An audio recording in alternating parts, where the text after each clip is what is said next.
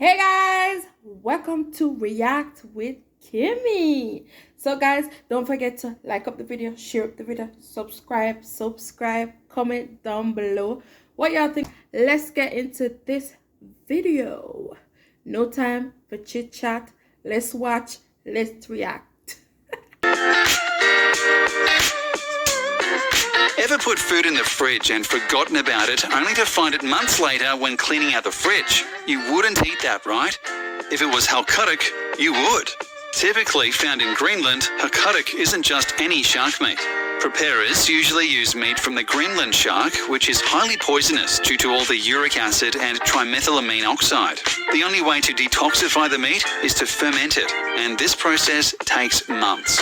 First, you bury the meat in a shallow hole and cover it with gravel and large stones. This helps to remove toxic fluids from the meat, but doing so takes anywhere from 6 to 12 weeks.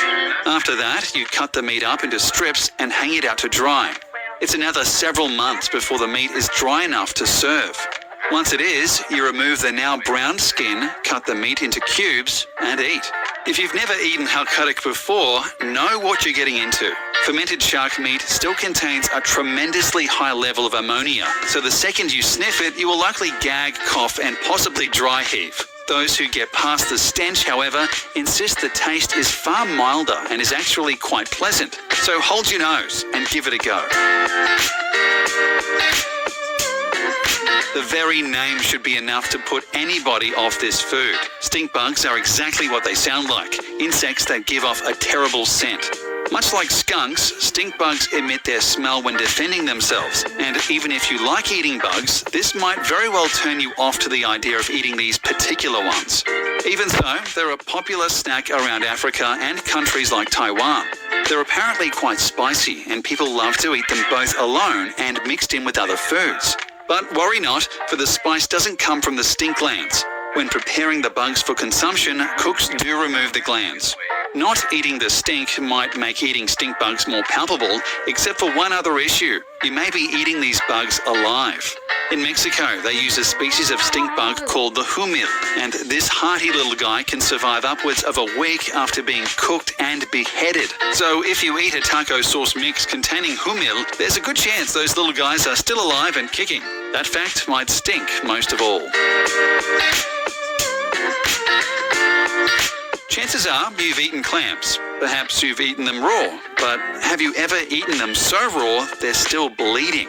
Probably not, and for good reason. Blood clams, usually found around the Indian Ocean, are a particular kind of clam called Tegilaka granosa, most notable for producing tons of hemoglobin. This is the chemical that gives blood its lovely red color, and blood clams being loaded with them means when you open one, that stuff will spill everywhere. While you could theoretically boil most of this liquid away, doing so means you're not enjoying blood clams the way they're meant to.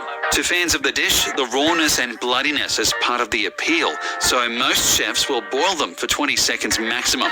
This keeps all the hemoglobin and rawness of the meat perfectly intact. Fans swear by the tastiness of blood clams, but even they can't deny the inherent dangers of eating such a dish. Since there's no prep time aside from an ever so brief boiling, all sorts of viruses and bacteria our blood clam carries are still there. So feel free to eat this meal, but no, dessert may be a heaping helping of hepatitis, dysentery, or worse. If you want a truly sensational soup, head to the Vietnam-Cambodia area and give white ant egg soup a shot. If you don't want to eat hundreds of ants at various stages of development, however, then maybe stay away. True to its name, white ant egg soup is comprised of white ant eggs. If you eat it, fans say, the eggs pop open in your mouth and emit a sour flavor. So if Sour Patch Kids have lost their luster, try some ant eggs instead. But that's not all. This soup also contains partial ant embryos as well as baby ants. So no matter what stage of development you like your ants, this soup has got you covered. Unless, of course, you're one of those oddballs who like to chow down on adult ants. If that's the case, you'll just have to make your own soup. While this dish may sound like something a child may invent, or perhaps an ingredient in a witch's curse, in Japan, tuna eyeballs are a real delicacy. A tuna's eyeballs are roughly the size of a tennis ball, so there's plenty to consume. When cooked, the outer part of the eye, called the sclera, becomes extra chewy and not particularly edible. However, the inside becomes quite soft and easy to drink if that's your thing. Despite many chefs sautéing the eyeballs with flavours like soy sauce and ginger, many people report the taste as kind of bland. It sounds like the rest of tuna is far more flavourful. If you still wish to try some eyes next time you're in Japan, make absolutely sure they're cooked. Some may say you can eat the eyes raw, but doing so risks contracting all sorts of bacteria. As other foods on this list have already proven, bacteria isn't a fun part of any dining experience, so please cook your eyes before consuming them.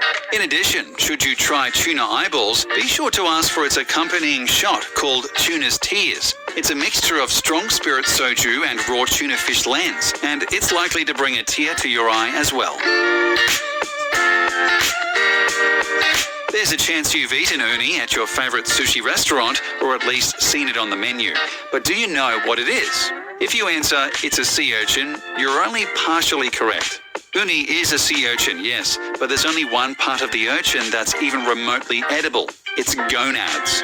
So if you order uni, understand you're about to eat an urchin's raw testicles. Each urchin contains 5 gonads, but only a small amount of urchins sport the edible kind. So when you manage to eat uni, understand you're about to consume a rare delicacy.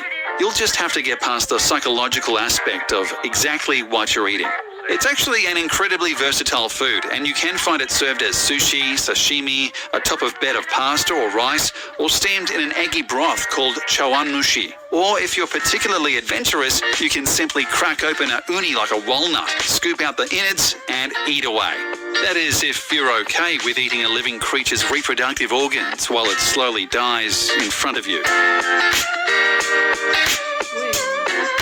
Millions upon millions of people enjoy sushi and sashimi, but most would turn and run at the extreme version of that, a Japanese dish called odoridon, where you essentially eat an octopus alive. To prepare odoridon, a chef will take an octopus or squid and chop its head off. Then they'll immediately place the raw corpse upon a bed of noodles, rice, and salmon eggs. That's it. Then they bring the freshly dead octopus to your table, and it's time to eat. As you might have guessed, a headless octopus isn't actually alive, but it might as well be, given how active its nervous system is. Pour soy sauce over the body and it will start to wriggle and shake. That's because the sodium in soy sauce activates the tentacle's neurons, which have not yet shut down, to come alive. These neurons stimulate nearby muscles and cause them to contract, which makes it seem like your food is dancing around. So why on earth would anybody want to eat such a thing, you ask? To many, the sensation of eating something that's squirming inside your mouth is worth the night out, despite how, if you're not careful, it could be your very last night ever. That's because the still wiggling and contracting tentacles might just latch itself onto your throat as you attempt to swallow them. Quick reminder, the suction cups on these tentacles are incredibly strong. If it does this, you're likely to choke to death. Best to stick to calamari, in our opinion. Eating roast duck is normal. Eating duck eggs is also normal. But balut, which is an egg with a duck embryo inside, is just plain bizarre. This off-putting Filipino dish is prepared by taking a duck egg and fertilizing it for several weeks. After about 3 weeks, the egg sports a well-formed fetus, complete with feathers, wings, and a beak. They then hard-boil the egg and serve it to the hungry party, who eats the entire embryo straight from the shell. While you may be cringing at the idea, rest assured that balut is not a dangerous food unless you choke on the beak or something. You're essentially eating a combination of duck and duck egg after all, and gaining all the calcium and protein from both. What's more, according to local Filipino belief, balut is a great libido-boosting aphrodisiac. That's something to consider for your next dinner date. If you want to try balut, you don't have to worry about shelling out tons of money at a fancy restaurant. This is no rare delicacy, but rather a normalized snack you can buy almost anywhere in the country. Expect to pay about $12 for a dozen balut or $1 each. That's cheaper than a McChicken and healthier to boot. Everyone likes soup, but not everyone is likely to enjoy fruit bat soup.